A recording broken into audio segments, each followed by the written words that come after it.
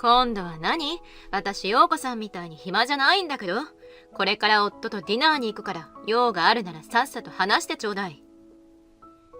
義母が倒れたことで、義妹である瑠璃さんに連絡するが、彼女は明らかに嫌そうな声で応対する。ディナーよりも大事な話よ。瑠璃さんはお母さんのことが心配じゃないの？私は怒りのあまり声を張り上げる。しかし、瑠璃さんはあっけらかんと鬱陶しそうにため息をついてばかりだ。はあ、その話ならさっきお兄ちゃんにしたんだけど、私はもうあんたたちみたいな貧乏人とは違う上流階級の人間なの。でも、瑠璃さんとお母さんは実の親子でしょ。もっと真剣に向き合ってほしいの。だから何？親が子供を育てるのは当たり前じゃない。それにもうお母さんに頼ることもないから、どうぞ縁を切ってくれて構わないわよ。縁を切るって本気で言っているの？ええ、夫の収入で好きに生活できているこの暮らしがあれば、貧乏実家とのつながりなんていらないもの。もともと夫の実家とうちの実家じゃ不釣り合いだったしね。そんな。じゃ、もうこの件で二度と連絡してこないでよね。瑠璃さんはそう告げると、一方的に電話を切るのだった。ごめんタケル、私お母さんにきちんと向き合ってほしかっただけなのに、何も伝わらなかった。タケル以上に落ち込む私を夫は慰めてくれる。何より義母のことをないがしろにしている瑠璃さんの言葉を聞いて、激しい憤りを抑えきれなかった。私が怒りで震える拳をぎゅっと握りしめていると、その手をタケルが優しく包み込んでくれるのだった。母さんのことを考えてくれてありがとう。瑠璃のことはもういいよ。元から俺たちのことは下に見ていたし、あいつは元からそういう人間なんだよ。でも、俺も母さんも瑠璃の性格はよくわかってる。母さんにもちゃんと伝えて、俺たち3人で今後のことは相談しよう。母さんもきっとその方がいいはずだよ。自分の家族をないがしろにする瑠璃さんの態度には納得がいかない。しかし、タケルの話を聞くと、今更瑠璃さんの性格が治るとはとても思えなかった。私とタケルはこれ以上瑠璃さんに頼っても無駄だと諦め、自分たちだけで義母の今後を考えることにするのだった。私の名前は陽子。今年で30歳になる。大学生の頃に両親が交通事故に遭い、帰らぬ人となってからは、両親が残してくれた貯金を頼りにずっと一人で生活してきていた。両親の貯金のおかげでお金に苦労はしなかったが、家族がいない寂しさはずっと感じていたのだった。私は大学を卒業後、そのまま地元の一般商社に勤めていた。その会社で私が知り合い、縁あって交際を始めたのがタケルだった。私と知り合った時には、すでにタケルの父親は他界し、彼の家族は近くに住んでいる母親と妹の2人だけだった。交際3年目の記念日に、私はタケルからプロポーズを受け、婚約する。その翌週、タケルは私を母親に紹介しに、家に招待してくれるのだった。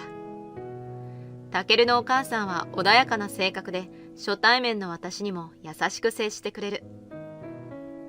はじめまして、タケルの母です。いつもタケルがお世話になっています。今日はゆっくりくつろいでいってね。ありがとうございます。早くに両親を亡くしていた私は、久しぶりに母親ができたようで、義母と過ごす時間はとても楽しかった。結婚して優しい義母と家族になれることが何よりも嬉しかった。結婚生活が始まってからも嫁姑の関係は至って良好だった。私は結婚を機に専業主婦となり、日中はよく義母に会いに行くのだった。一緒に買い物をしたり料理をすることもあり、義母との時間は私にとってかけがえのない時間となっていく。そんな中、唯一私の頭を悩ませているのが義妹の瑠璃さんの存在である。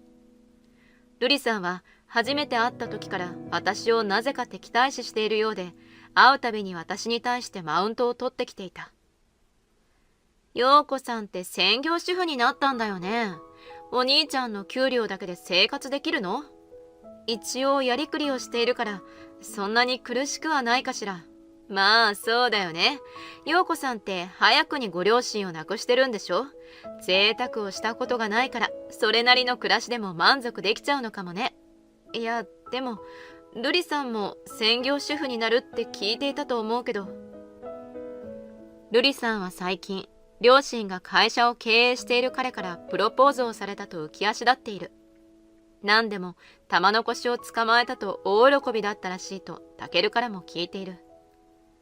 やだ、陽子さんたちみたいな貧乏人家族と一緒にしないでくれる？私の婚約者は次期社長で、私は社長夫人になるのよ。私が働かなくても十分いい暮らしができるの。それから瑠璃さんは結婚後も実家で会うたびに私の普段の生活を聞いては自分よりも劣っているとバカにしてくるのだった。ねえ、陽子さんたちはディナーって週に何回くらい行っているの？外食のことかしら。なるべく自炊しているようにしているけど。ああ、そっか。陽子さんのところはうちみたいに余裕があるわけでもないから節約しないと生活できないんだもんね。私たちみたいにしょっちゅう高級ディナーなんて行けないか。私は正直瑠璃さんの言動にはうんざりしている。それでも瑠璃さんはお盆とお正月くらいしか義実家に来ることも連絡をしてくることもなかった。私は年2回だけと割り切って瑠璃さんの言葉を聞き流すようにするのだった。陽子、瑠璃のせいで嫌な思いをさせているだろ。ごめんな。いいのよ。たまにしか会わないし、そういう人だってだんだん分かってきたから。俺も母さんも瑠璃のわがままには昔から頭を悩ませてきたんだよ。陽子に絡むなって注意はしてるんだけど、タケルとお母さんが私の味方をしてくれてるのは分かってるから大丈夫よ。たまにしか会わない瑠璃さんのことで頭を悩ますよりも、いつも一緒にいるタケルや毎週のように会っている義母といい関係を築けていることに私は幸せを感じるのだった。こうして数年が過ぎた頃だった。あれだけ元気だった義母が脳梗塞で倒れてしまい、右半身に軽い麻痺が残ってしまう。生活していく分には問題ないのだが、一人暮らしをこのまま続けるのは心配だった。義母の退院が決まった日の夜、タケルは神妙な面持ちである提案をしてくるのだった。陽子、母さんが一人で暮らすのは心配なんだ。だからもしよければ同居してくれないか？私もそう思っていたところなの。お母さんが一人でいる時に何かあったら私も心配になるわ。私は同居に賛成よ。ありがとう。そう言ってくれると助かるよ。でもいざ同居となると面倒なこともあるし、陽子にだけ負担をかけないようにするから。何言ってるの。お母さんのことなら面倒なんて思わないわよ。お母さんに困ったことがあったら全力で助けてあげたいと本気で思っているのよ。私は素直な気持ちをタケルに告げた。すると不安そうだったタケルの顔が晴れ晴れしていくように見えるのだった。ありがとうな、陽子。母さんには俺から言ってみるよ。あ、その前に瑠璃さんにも一度相談してみなくて大丈夫？いくら優しくしてくれているとはいえ、もしかしたら義母も同居するならば実の娘がいいと思っているかもしれない。しかしタケルは瑠璃さんの名前を出した途端、露骨に嫌な表情を浮かべるのだった。瑠璃はちょっとな。瑠璃さんと何かあったの？実はさっき電話で瑠璃に話したんだ。でも長男なんだから介護は俺たちの役目だって言われてさ。え？そういう問題じゃないでしょ？お母さんのことは心配していないの？俺もいくら嫁いだとはいえ実の母親のことなんだから、もっと真剣に考えてほしいって言ったんだけど、私は関係ないの一点張りで話にすらならなくて。タケルはため息をつきながら私に瑠璃さんとの会話を話してくれた。あんまりうちに関わっていると自分たちにも貧乏になりそうだから、母さんや俺たちとは極力関わりたくないそうだ。そんな。自分はもともとこんな実家じゃなく上流階級の人間だって威張られたよ。母さんのことを言っても年寄りの介護なんて絶対に無理って断られたんだ。義母の今後については全く興味なさそうに冷たく告げられ、一方的に電話を切られたらしい。あんなに優しいお母さんのことをないがしろにするなんて。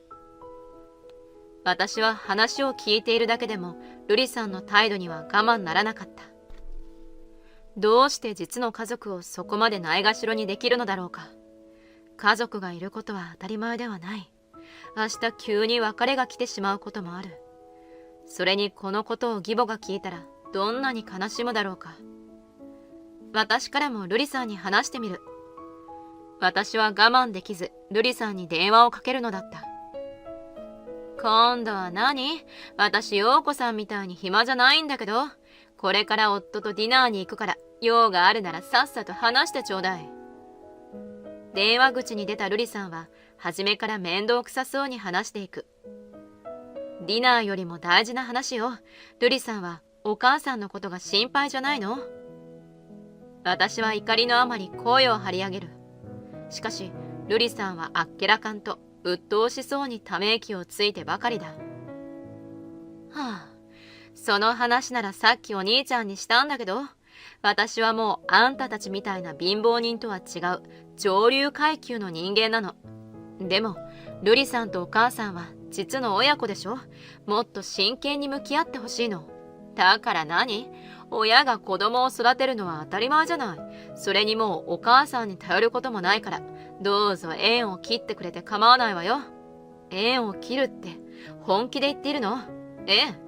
夫の収入で好きに生活できているこの暮らしがあれば、貧乏実家とのつながりなんていらないもの。もともと夫の実家とうちの実家じゃ不釣り合いだったしね。そんな。もうこの件で二度と連絡してこないでよね。瑠璃さんはそう告げると一方的に電話を切るのだった。ごめんタケル。私お母さんにきちんと向き合ってほしかっただけなのに何も伝わらなかった。タケル以上に落ち込む私を夫は慰めてくれる。何より義母のことをないがしろにしている瑠璃さんの言葉を聞いて激しい憤りを抑えきれなかった。私が怒りで震える拳をぎゅっと握りしめていると、その手をタケルが優しく包み込んでくれるのだった。母さんのことを考えてくれてありがとう。瑠璃のことはもういいよ。元から俺たちのことは下に見ていたし、あいつは元からそういう人間なんだよ。でも俺も母さんも瑠璃の性格はよくわかってる。母さんにもちゃんと伝えて、俺たち3人で今後のことは相談しよう。母さんもきっとその方がいいはずだよ。自分の家族をないがしろにする瑠璃さんの態度には納得がいかない。しかしタケルの話を聞くと、今さら瑠璃さんの性格が治るとはとても思えなかった。私とタケルはこれ以上瑠璃さんに頼っても無駄だと諦め、自分たちだけで義母の今後を考えることにするのだった。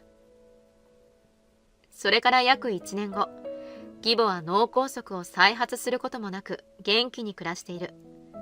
いつも通り私が家で家事をしていると、私の携帯に瑠璃さんから突然電話がかかってくる。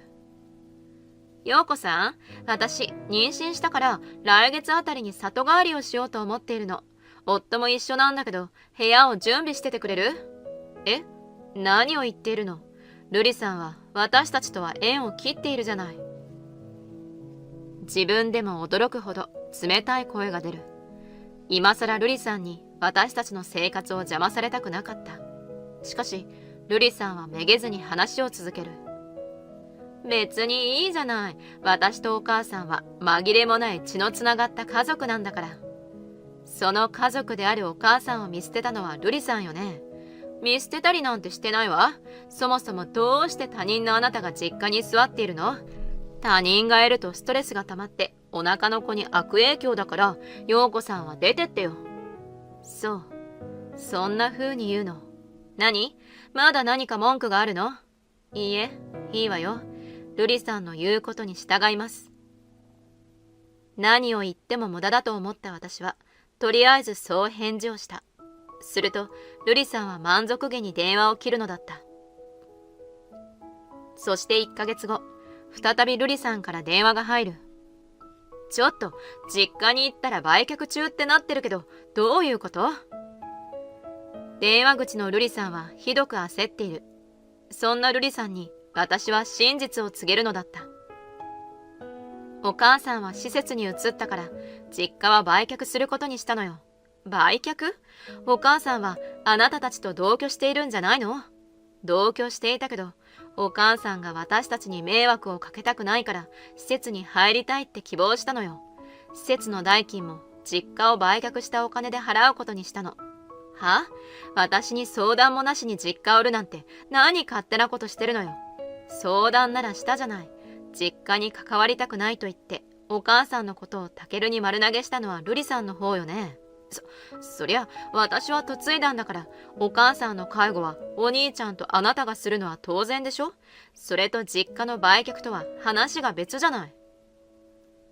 都合のいい御託を並べる瑠璃さんに私は呆れ果てていく。お母さんの件で二度と連絡してくるなって言ったのも瑠璃さんよね。ふざけないで。しばらく実家にお世話になろうと思ってたのに、これじゃあ意味ないじゃない。電話口の瑠璃さんはひどく苛立っている。電話じゃ拉致が開かない。とりあえずお母さんに直接事情を聞きに行くから、施設の場所を教えなさいよ。瑠璃さんから義母の施設を問われて私は答えた。そしてタケルと共に施設へ向かうのだった。施設へ着くと、私たちの後から瑠璃さん夫婦が到着する。瑠璃さんは相変わらず上から下までブランド品で着飾っており、体からは鼻をつんざくような香水の匂いが漂っている。義母は突然の瑠璃さんと私たちの訪問に驚いた。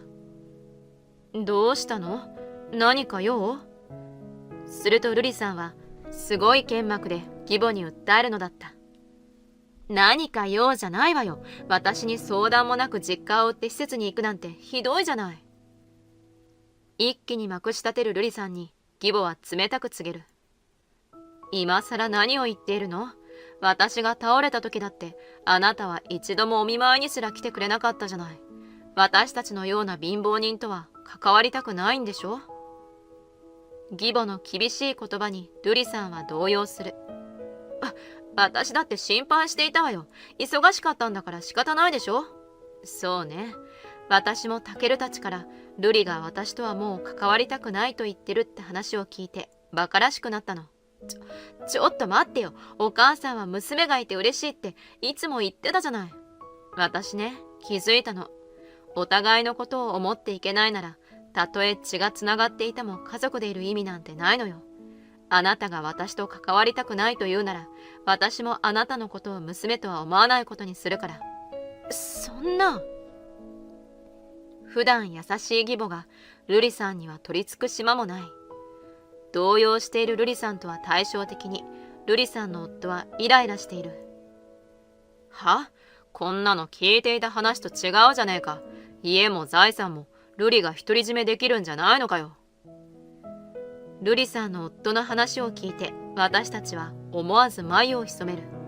すると観念したのか、瑠璃さんはぽつりぽつりと事情を話し始めるのだった。夫の会社が倒産しちゃってお金に困っているの。お願いだから助けてよ。義母に相手にされないと悟ったのか、瑠璃さんは私にすがりついてくる。陽子さんお願い。今日は陽子さんのところに泊めてちょうだい。家も出て行けって言われて解約しちゃったのよ。私たち家族よね。お互い誤解もあるだろうし、もう一度ちゃんと話し合いましょう。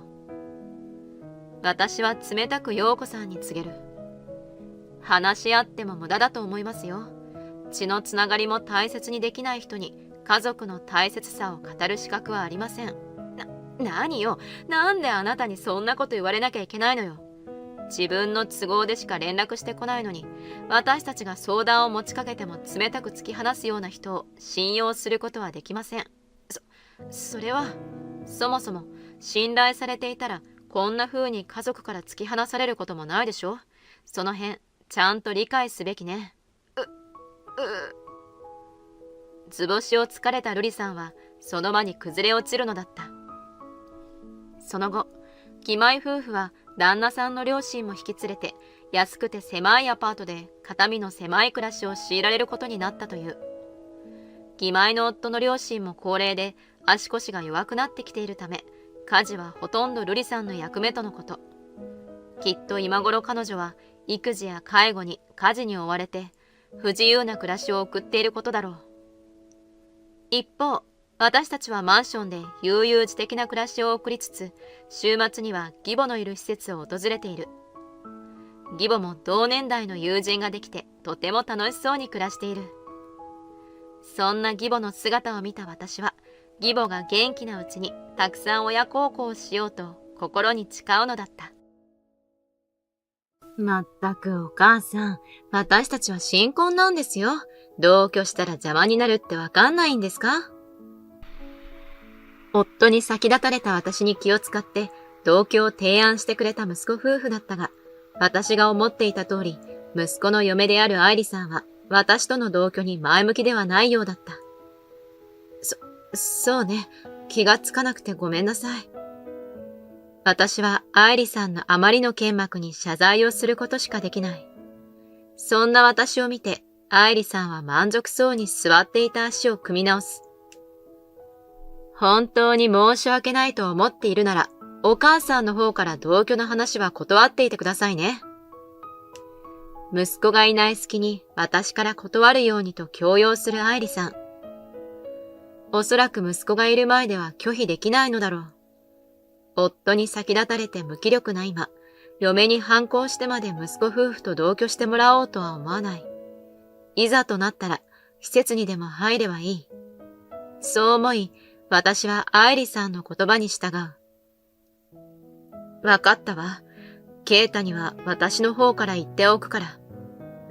すると、私が従順なことに気を良くしたのか、愛理さんはある話を持ちかけてくるのだった。そんなにお金に困っているなら、パパの会社で雑用させてあげますよ。え？それってどういう意味かしら？お母さんはあんな農業とか泥臭いことをしている人を夫にするからお金に困ることになるんですよ。お金がないのなら働かせてあげますから、私たちに迷惑はかけないでくださいってことです。夫を亡くした私をいたわるわけでもなく、夫のことも馬鹿にする愛理さんに私は憤りを覚える。しかし、ここで反論するのは得策ではないと感じた私は、適当に愛理さんの言葉を受け流すのだった。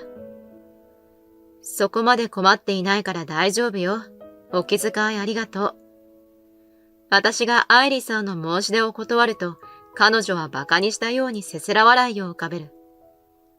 そうやって、いつまでも意地を張っていればいいですよ。後から泣きついてきても相手にしませんから。私は改めてこんな嫁と一緒には住めないと感じ、息子に同居を断る旨を伝えるのだった。私の名前は陽子。今年で58歳になる。夫の正信は今年で定年退職を迎えたばかりで、庭で毎日家庭菜園を楽しんでいる。私の趣味は料理をすることで、よく知り合いを呼んでは、夫の新鮮な野菜で作った料理を振る舞っている。おかげで二人とも退屈することなく、充実したセカンドライフを楽しんでいるところだ。長男のケイタが結婚相手の愛理さんを連れてくると聞いた時も、私は二人に採れたての野菜をふんだんに使った手料理を振る舞った。お母さんすごいですね。野菜だけでこんなに何品も作れるなんて尊敬します。ありがとう。コツをつかめば簡単よ。それに夫の作る野菜は無農薬で体にもとってもいいの。愛理さんにも今度レシピを教えてあげるわね。わ、嬉しいです。ありがとうございます。愛理さんは事業を営んでいらっしゃる家庭のお嬢様で気品にあふれた娘さんだった。そんな気品にあふれ愛嬌のある愛理さんを私たちは本当の娘のように可愛がった。愛理さんも私たちのことを慕ってくれており、結婚当初は毎日のように息子と遊びに来てくれていた。しかし、一見順調そうに見えた愛理さんとの関係だったが、時間が経つにつれて愛理さんは私を敬遠するようになっていく。愛理さん、今週末もよかったら遊びに来ない？また新メニューを考えたの。私が電話で誘うと、愛理さんはため息混じりに答える。新メニューって、また野菜料理ですか？ええ、そうだけど、ちょうど収穫の時期でたくさん取れたから、愛理さんにもぜひ持って帰ってほしくてね。週末は予定があるので行けません。電話口ではよく聞こえなかったが、愛理さんが一瞬舌打ちをしたような気がした。ああ、そう。じゃあまた暇な時に待ってるわね。しかし、翌週も翌月も、愛理さんは私の誘いを断り続けるのだった。そんながっかりする私を夫は慰めてくれた。今は慣れない新婚生活で疲れているのかもしれないだろう。仕方ないよ。でも、なんだか避けられているような気がして。僕たちも夫婦二人の時間を楽しめばいいじゃないか。きっと二人もそのうちにまた顔を見せに来てくれるさ。そうね。きっとまた来てくれるわよね。夫に言われ、私もだんだんと愛理さんを誘うのを控えるようになっていくのだった。次に息子夫婦がうちにやってきたのはお正月だった。夫と息子が用事で外に行っている間、私は愛理さんと二人きりになる。私は久しぶりに愛理さんと一緒に料理ができることに浮き足立っており、朝から張り切って準備をしていた。しかし、愛理さんは私が作りかけていた手料理を見て、げんなりとする。もうちょっとデパ地下のおせち料理とかオードブルとか見栄えのいいものはないんですか？おせちだから手作りの方がいいかと思って。その考えが貧乏臭いんですよ。本当にそんな貧相な料理で私たちが喜ぶと思っているんですか？私は愛理さんの剣幕に圧倒されて言葉を失う。そんな私を見て、愛理さんは舌打ちをしながら自分のスマホを見せてくるのだった。ほら見てください。友達の旦那さんの実家ではこんなに立派でインスタ映えする料理が出てくるんですよ。こんな地味な料理で恥ずかしくって SNS に写真を載せられないじゃないですか。愛理さんはしきりにいろいろな友人の投稿を見せては私に文句を言い続けてくる。友達は旦那さんの両親と有名レストランに行ったり、お母さんにブランド物を買ってもらったりしているんですよ。でも、前は私の手料理でもレストランに負けないくらい美味しいって言ってくれてたじゃない？それは、節約した分をいつか私に還元してくれると思ったからです。それなのに、行くたびにしつこく貧乏臭い手料理を出してきて、ブランドどころか買い物にすら連れて行ってくれないじゃないですか。愛理さんの態度に私は何も言えずじまいになる。仲良くなれたと思っていたのは私の勘違いだったのだろうか。愛理さんの言葉を受けて私は何とも言い難い大きな虚無感に襲われる。するとそこに夫と息子が帰ってくると、愛理さんは一目散に息子のもとへ駆け寄る。ケイタ、私今日は少し具合が良くないみたい。自宅で休んだ方がいいかも。大丈夫か？今日は無理せず帰ろうか。愛理さんはさっきの強気の態度とは打って変わって弱々しくケイタに寄りかかる。私はそんな姿を見てなんとなく違和感を抱くのだった。母さん、父さんごめん。愛理の調子が悪いから今日は帰らせてもらうよ。また年明けたら俺だけでも挨拶に来るから。そうね。愛理さん、お大事にね。私はそう返事をするのが精一杯だった。そして息子夫婦は実家を後にするのだった。机の上には今日帰ってくる息子夫婦のために用意した色とりどりのおせち料理だけが残っている。私がもっと豪華な料理を準備していれば今頃楽しく食卓を囲んでいたのだろうか。夫と二人になった私は思わずため息をつく。そんな私に夫は優しく話しかけてくれた。まあ、二人だけのお正月も平和でいいじゃないか。そうね。それからというもの、息子夫婦は全く我が家に来なくなってしまう。息子からは連絡は来るものの、家に寄ることはなくなっていく。よく友人から息子が結婚すると全く家に帰ってこなくなるという話を聞いていたが、まさか自分がその立場になるとは思ってもみなかった。その後、数ヶ月経っても私と愛理さんは距離を置いたままだった。そんな中、夫がくも膜下出血で帰らぬ人となってしまう。農作業中に倒れてしまい、救急車で搬送されたが、治療の甲斐なく天国へと旅立ってしまったのだ。あっという間に葬儀が終わり、息子夫婦も一度実家に来ることになった。すると、息子からある嬉しい提案を受ける。母さん、もし母さんが良ければ、俺たちと同居しないか？ケイタ、でもあなたたちに迷惑がかからないかしら。迷惑なんて、そんなこと思わないよ。なあ、アイリー。そうね。アイリさんも息子の提案に同意してくれる。しかし、ケイタの影に隠れて、こちらは睨んでいるようにも見えるのだった。ありがとう。少し考えさせてくれるかしら。アイリさんの態度が気になった私は、とりあえず返事を保留にすることにする。すると、息子が席を立った途端、アイリさんは本性を表してくるのだった。まったく、お母さん、私たちは新婚なんですよ。同居したら邪魔になるってわかんないんですか？私が思っていた通り、アイリさんは私との同居に前向きではないようだ。そうね。気がつかなくてごめんなさい。私はアイリさんのあまりの剣幕に謝罪をすることしかできない。そんな私を見て、アイリさんは満足そうに座っていた足を組み直す。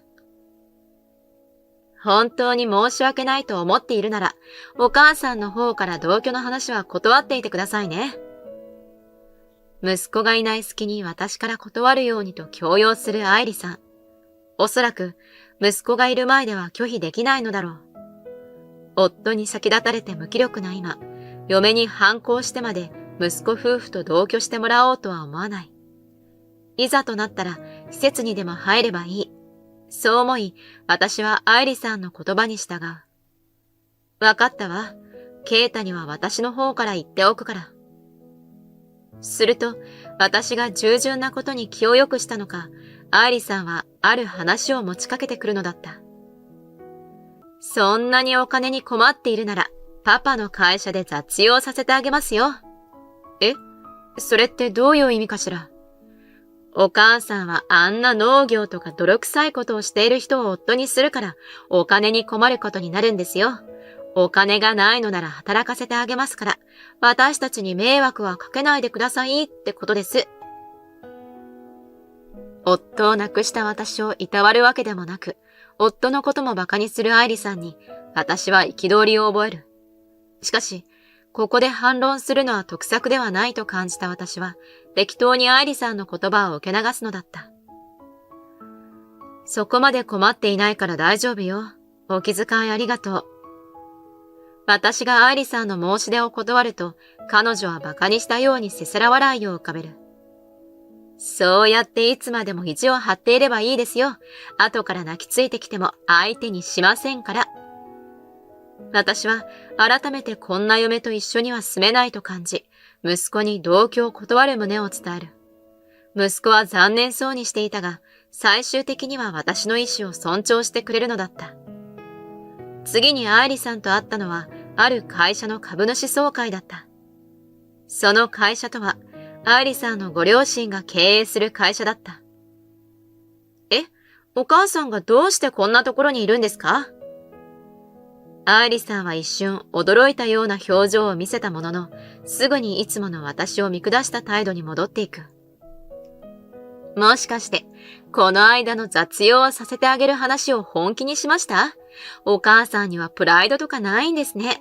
私ならそんなこと恥ずかしくてできないです。今日はそういうつもりでここに来たわけではないわ。株主総会に参加するために来たの。愛理さんのあからさまな嘲笑に私は思わず眉をしかめる。愛理さんに出くわさないように予定の時刻より早めに到着したのだが、かえってそれがあだとなったようだ。笑わせないでくださいよ。貧乏で生活にも困っているお母さんが株なんて買えるわけないじゃないですか。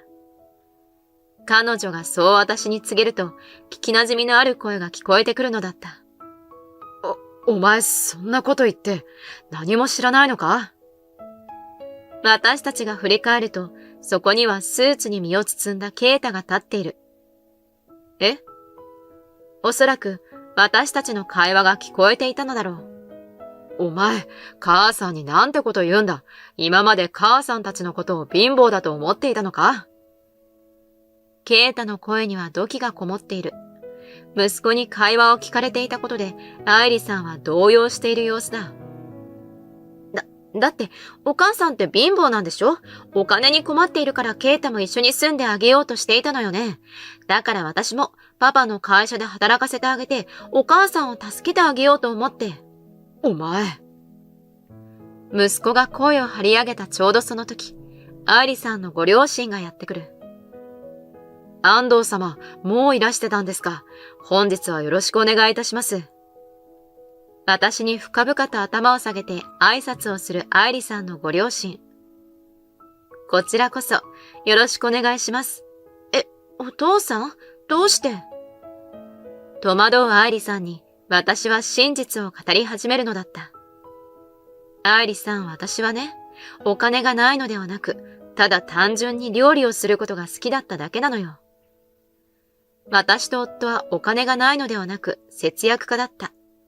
もともと資産家だった両親の遺産を一人娘の私が相続していたので、むしろお金には余裕がある方だと思う。しかし、息子や自分たちの老後の生活のため、散財せずに地元の企業の株式の投資に回していたのだ。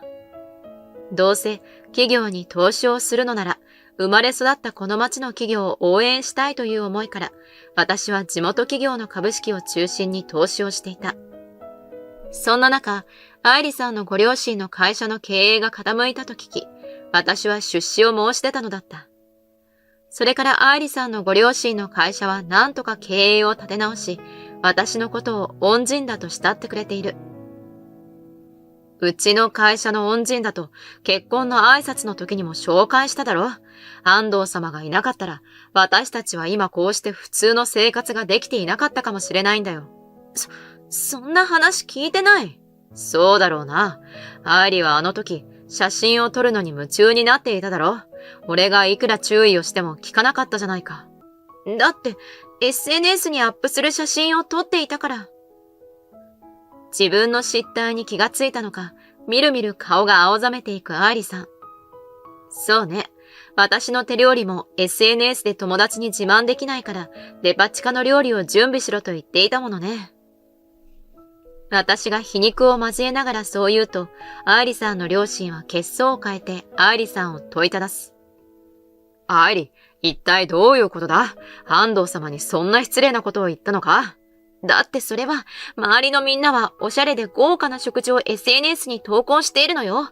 どうして私はこんな地味な家に嫁いだのかって思っただけなのよ。それでも、言っていいことと悪いことがあるだろう。謝りなさい。ごめんなさい。愛理さんは私に謝罪をするも、今更許せるはずがない。夫が亡くなった時も私たち夫婦のことを馬鹿にして、しまいにはこの会社の雑用として働かせてやってもいいとまで言われました。なんてことを。私のことは馬鹿にしても構いません。けれど、夫のことを悪く言われたのはどうしても許せませんでした。そんな失礼なことを、娘が大変申し訳ございません。頭を下げ陳謝する愛理さんのご両親。だってお金を持っているようには見えなかったし、いつも質素なものしか食べてなかったじゃない。お金持ちだって知っていれば、もっと可愛がってもらえるように愛想を振りまいたわよ。じゃあ、お前は金目当てで母さんたちと接していたのかよ。ふてくされる愛理さんに息子が激怒する。だって知らなかったんだから仕方ないじゃない。反省する気がない愛理さんに私は呆れ果ててしまう。あなたには呆れて言葉も出ないわ。今までは息子の嫁だと思って多めに見ていたけれど、もう我慢の限界よ。反省する様子もなく、周りの迷惑も気にかけない愛理さんを私は一喝する。俺ももう限界だ。自分の利益のことしか考えていないお前とは一緒に暮らしていけない。離婚だ。どうやら愛理さんのわがままのせいで夫婦仲は元から冷え切っていたようだ。いや、謝るから許して。愛理さんは最後まで騒ぎわめいていたが、父親によってその場を追い出されることとなったのだった。その後、息子夫婦の離婚が成立する。両親からも愛想をつかされた愛理さんは独り身になったようだった。今までまともに働いたことがなく、両親や息子のお金を頼って生活をしていた愛理さんは、散財癖が抜けることはなく、借金に手を出してしまったと聞いている。そして、膨れ上がった借金に追われるようになった愛理さんは、朝から晩までアルバイトで働くことになったようだった。一方、私は息子と暮らし始めるのだった。息子は働きつつ、夫の代わりに庭で家庭菜園を始めている。今は息子が栽培した野菜で料理を作れる日を楽しみにするのだった。